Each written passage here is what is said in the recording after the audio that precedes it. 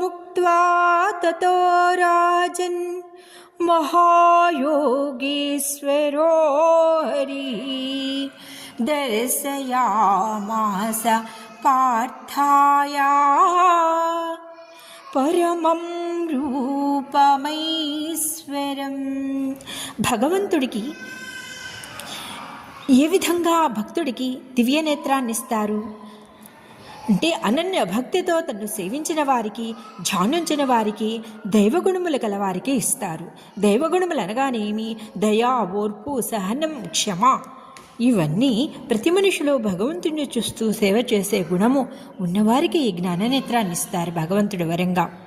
అయితే వివేకానందుడు తన తండ్రి అన్ని దాన ధర్మాలు చేసి మరణిస్తే ఇల్లు గడవటం కష్టమైతే భగవంతుడు ఎక్కడ ఉన్నాడు అని అందరి గురువుల దగ్గరికి వెళ్ళి అడుగుతాడు. రామకృష్ణ పరమహంస దగ్గరికి వెళ్ళమంటే రామకృష్ణ పరమహంస దగ్గరికి వెళ్ళంగానే వివేకానందుడిని చూసి రామకృష్ణ పరమహంస ఉప్పొంగి తన కాలుని రామకృష్ణ పరమహంస మీద పెడతారు.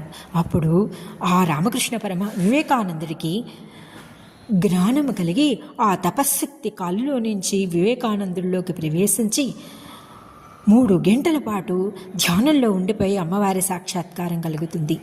అప్పుడు గురువు కూడా భగవత్ సాక్షాత్కారాన్ని ఇవ్వగలుగుతాడు. అందుకని గురువుల్ని సేవించాలి, పెద్దల్ని పూజించాలి, పేదవాళ్ళకి సహాయం చేయాలి, క్షమ, ఓర్పు కలిగి ఉండాలి. అప్పుడే భగవంతుడి యొక్క అనుగ్రహం మనకి లభ్యమవుతుంది.